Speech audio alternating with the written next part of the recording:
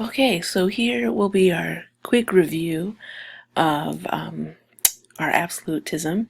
And there's some things here that were probably mentioned in the book that we haven't highlighted in class, but just to give you kind of a better understanding of what's going on at this point in history. So remember, our kind of guiding question here is, which of our absolute monarchs is the most Machiavellian? So as we look through some of these attributes, kind of have in the back of your mind, how does this make someone a Machiavellian leader? And especially as we get probably past Philip II, I suspect most of them have read The Prince. Okay, so just to remind ourselves of the important vocabulary, right? And so remember, absolutism is a political belief, right? That the ruler holds all the power, and we're talking about the legislative, executive, judicial power in one hand. And then the justification for this, right? Their rationale is that God gave him the right. So James I wrote a statement describing that kings were like gods, right? They had the power to create and destroy, to raise people up or to take people down. And so we have kind of different views of what a ruler is. So Louis XIV believes he is the state, right? That the monarch is and the state are one entity. But Frederick II, or Frederick the Great of Prussia, saw himself a little bit differently, probably influenced by the Age of Enlightenment, that he saw himself as the first servant of the state, that it was his job to serve the people in his country. Okay, so some characteristics of nobility, and the number one thing is the control of the nobility, right? These historically, in Europe, you had these wealthy families who had power probably since the medieval period, and so you have to take these guys down a notch, right, to ensure your dynasty. So one of the best, I think, is Louis XIV. And just to keep in mind, not that you have to know these dates, but I think it's helpful to keep everyone in order. And remember, before he was even born, Cardinal Richelieu helped establish this policy of kind of removing the nobles' powers, slowly but surely. So when Louis XIV became the king, and when he was a young child, well, I should say he became the king at 4, but when he officially took over, he remembered experiences of nobles rebelling against his father. So I don't think he really loved them. So remember, he took him away from his councils, right?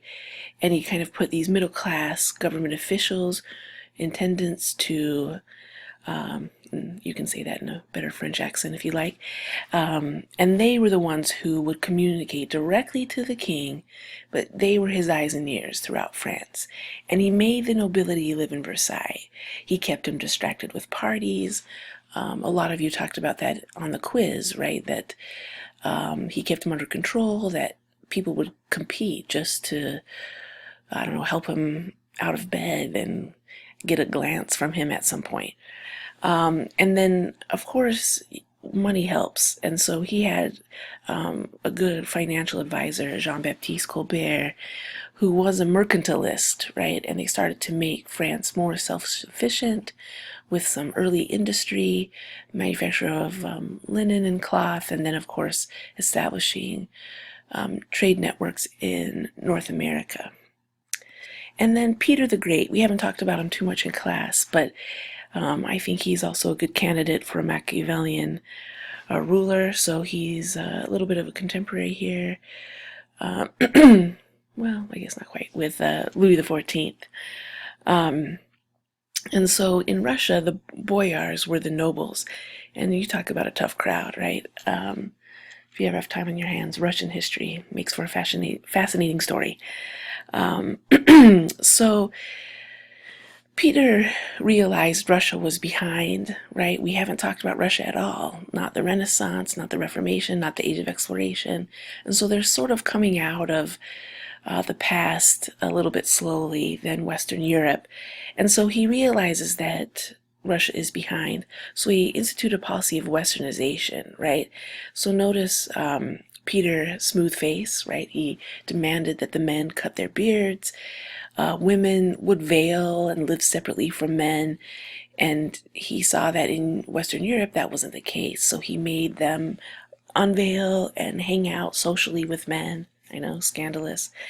He saw that he should promote education, that that was the key to modernization, an educated populace. Right? All of our leaders will do something with religion.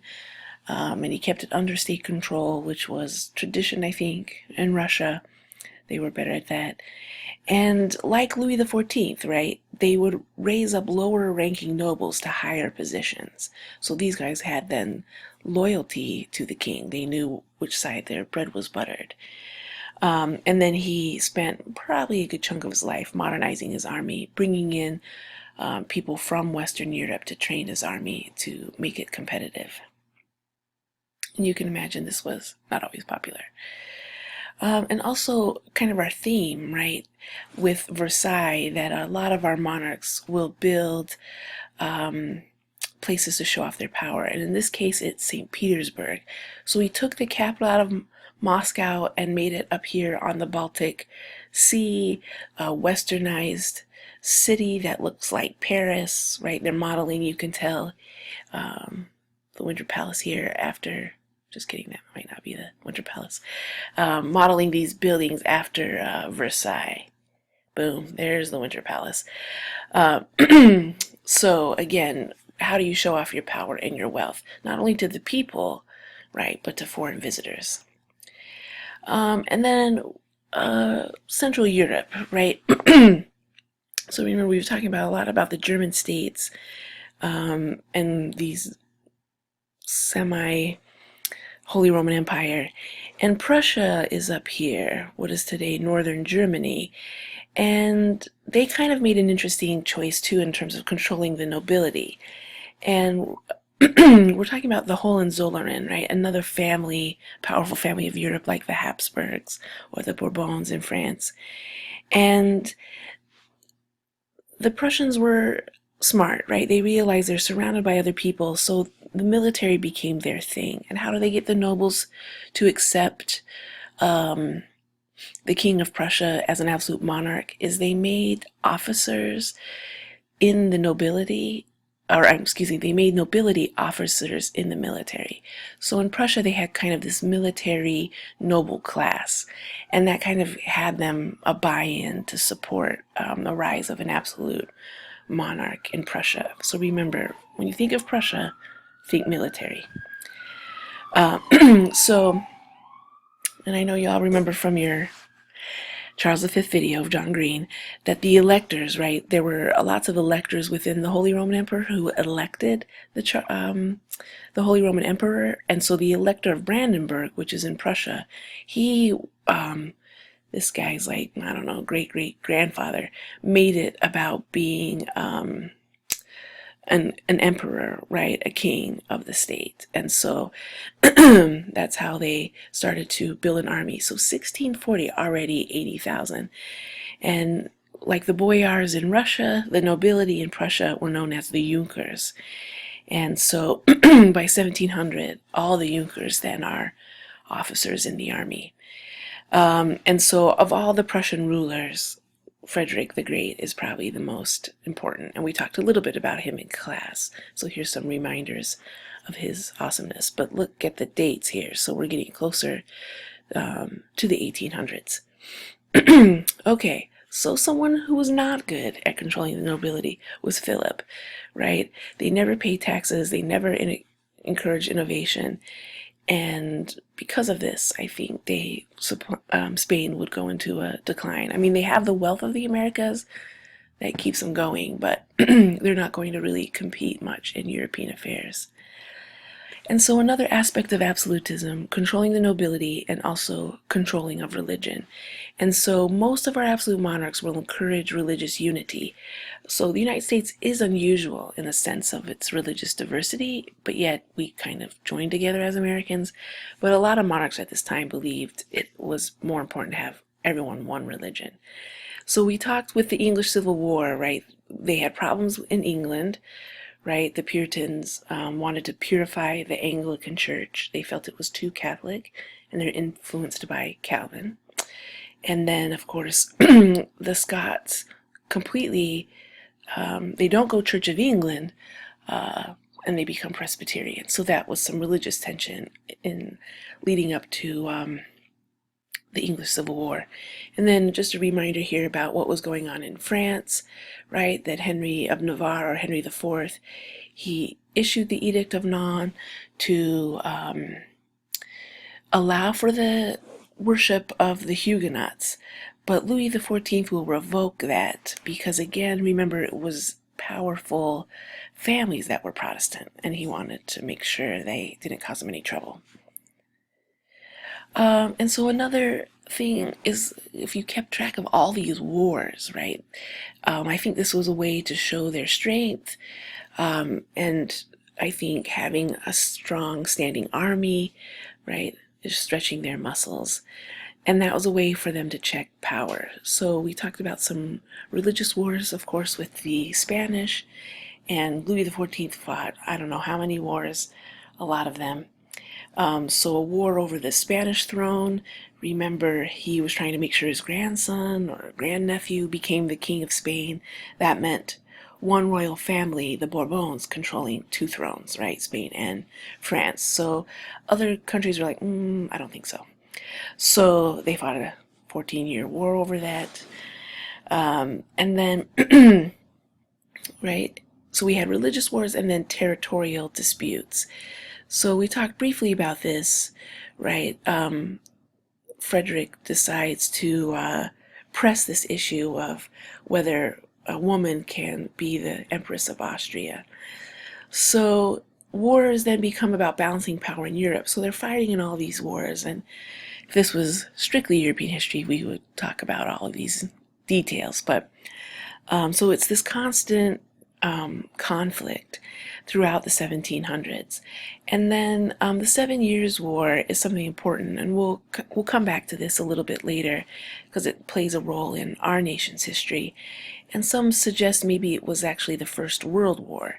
This is a territorial dispute in Europe, but it over I think it's our good friends Frederick and Maria Theresa fighting over borders and whatnot.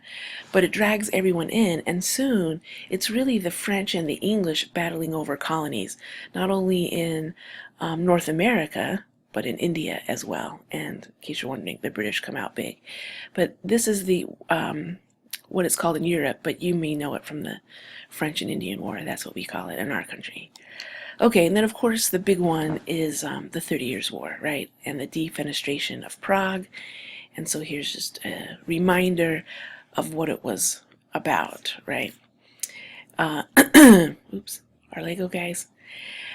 So, right, remember we talked that England didn't participate because they were dealing with their civil war. And then the war is important to remember because it becomes less about religion and more about politics. So remember, it's about this powerful family who is also see themselves as defenders of the Catholic faith.